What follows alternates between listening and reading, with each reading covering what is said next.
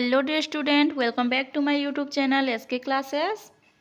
आज हम कबीरदास के दोहे जो हैं क्लास 9 में आपका उसका प्रश्न और अभ्यास करेंगे। इससे पहले कबीरदास के दोहे का एक वीडियो आ चुका है। अगर आप उसको नहीं देखे हो तो डिस्क्रिप्शन बॉक्स में लिंक है, वहाँ पे जाकर देख सकते हो और उसके बाद अभ्यास करोगे।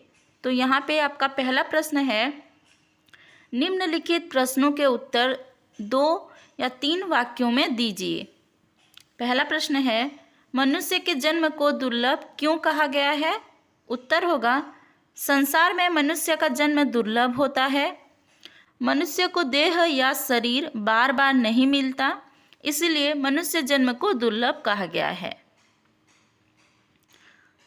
नेक्स्ट प्रश्न है, साधुओं और सज्जनों की तुलना किससे की गई है और क्यों?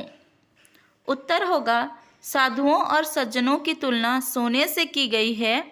सोना टूटने के बाद भी 100 बार जुड़ सकता है। मतलब यह है कि सज्जन लोग हमेशा मित्रता बनाए रखते हैं। प्रश्न नंबर ग होगा, कुम्हार का कुंभ किसे कहा गया है और क्यों?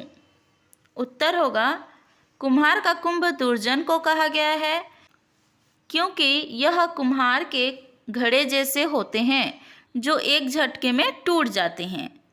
दुर्जन जरा सा खटपट होते ही अलग हो जाते हैं।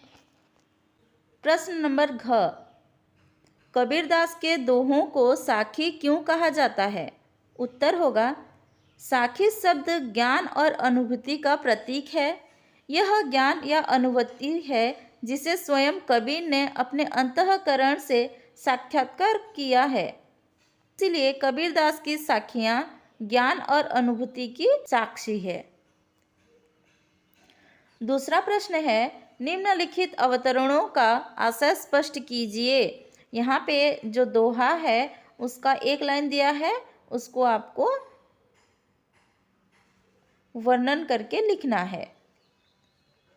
पहला है, मनीषा जन्म दुर्लभ है, देह न बारंबार। उत्तर होगा, यह अवतरण कबीर के दोहे से लिया गया है। इसमें कबीरदास कहते हैं कि मनुष्य का जन्म दुर्लभ होता है।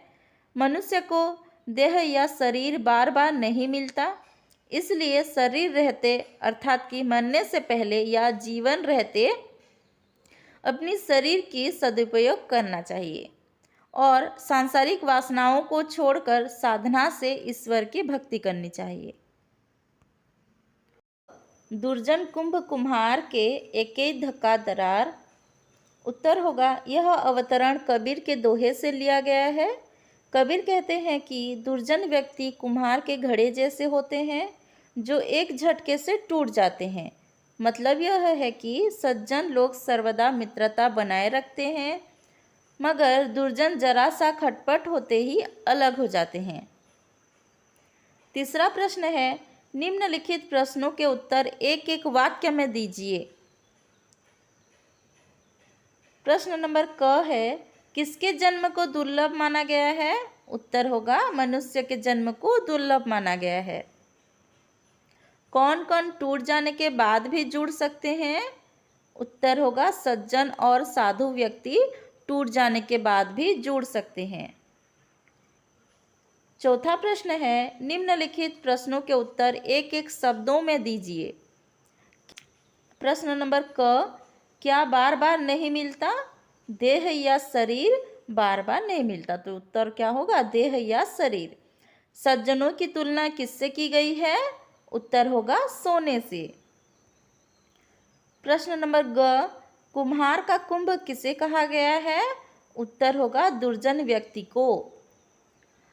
क्वेश्चन नंबर 5 है, कबीरदास के दोहों को कंठस्थ कीजिए। यानी कि आपको जो दोहा है उसको याद रखना है, कंठस्थ करना है।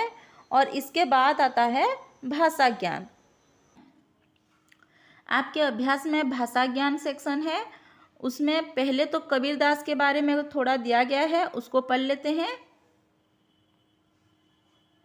कबीरदास संत थे। काशी में रहते हुए भी उन्होंने देश के विभिन्न स्थानों का भ्रमण किया। अतः उनकी भाषा में विभिन्न प्रदेशों के शब्द पाए जाते हैं। उनकी भाषा में ब्रज भाषा, अवधी, मगही, भोजपुरी, बुंदेलखंडी, राजस्थानी, पंजाबी आदि का मेल है।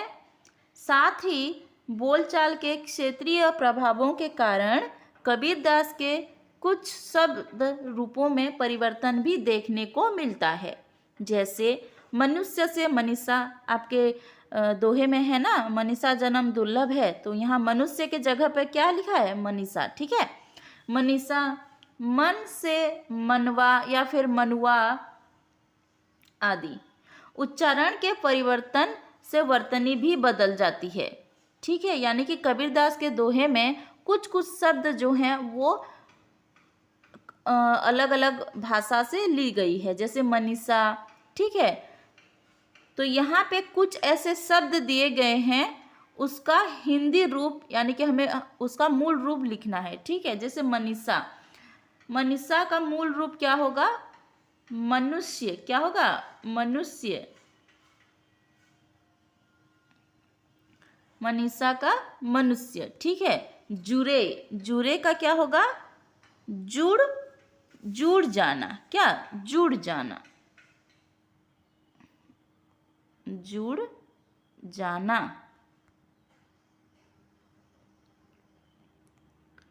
उसी प्रकार बहुरी, बहुरी का क्या होगा, फिर से,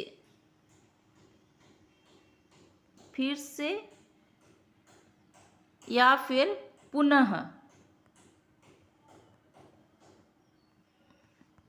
जो भी लिखो सही होगा, फिर से या पुनः। ठीक है, धक्का, धक्का का क्या होगा, धक्का। ध आधा क मिले क में आ की मात्रा, धक्का। ठीक है, अब देखते हैं निम्नलिखित शब्दों का समानार्थी शब्द लिखिए। मनीषा, मनीषा का क्या होगा, मनुष्य। समानार्थी क्या होगा, मनुष्य या फिर दो, आप दो दो लिखोगे। ठीक है, तो मनुष्य, मनुष्य और मानव। क्या है, मनुष्य और मानव। देह का समानार्थी शब्द क्या होता है, देह का समानार्थी शब्द होता है शरीर। शरीर और काया, क में आ की मात्रा, य में आ की मात्रा, काया। तरवर का समानार्थी शब्द होता है वृक्ष और पेड़।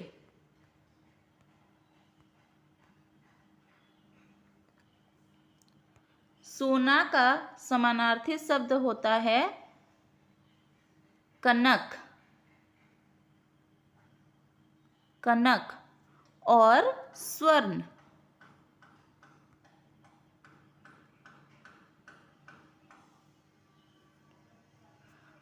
कुंभ का समानार्थी शब्द होता है घड़ा और मटका।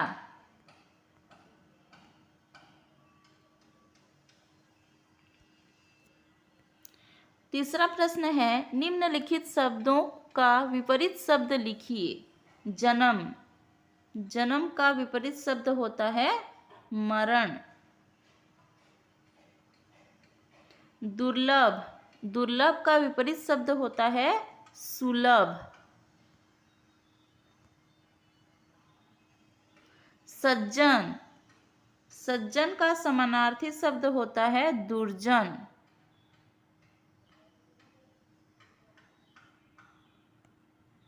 साधु, साधु का विपरीत शब्द होता है असाधु।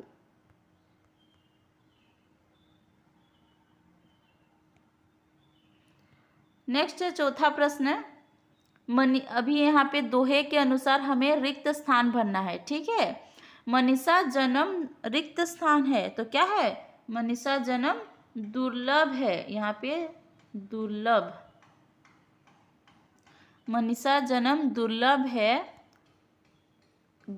डैश रिक्त स्थान न बारंबार, देह, देह न बारंबार। मनीषा जन्म दुर्लभ है, देह न बारंबार। ठीक है, ख प्रश्न है डैश सज्जन साधु जन, तो यहाँ क्या होगा सोना, सोना स में ओ की मात्रा, नौ में आ की मात्रा, सोना, सोना सज्जन साधु जन, क्या यहाँ पे क्या होगा टूटी जुरे, क्या टूटी जुरे, ट में बड़ी उ की मात्रा, टूटी जुरे, टूटी जुरे 100 बार। ग नंबर प्रश्न का उत्तर क्या होगा दुर्जन, दुर्जन कुंभ कुम्हार के, यहाँ पे क्या होगा कुंभ, कुंभ कुम्हार के,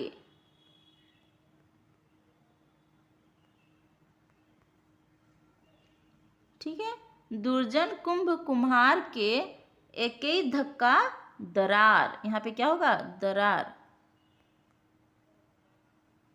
हो गया आपका। नेक्स्ट क्वेश्चन नंबर 5 है निम्नलिखित शब्दों को 5-5 बार लिखिए, हमें इसी शब्द को 5-5 बार लिखना है। तो ये आपका हो गया chapter complete question answer, Kabirdas के दोहे का जो भी क्वेश्चन आंसर था वो आपका हो गया। नेक्स्ट क्लास में हम लोग देखेंगे सूरदास और उनके पद।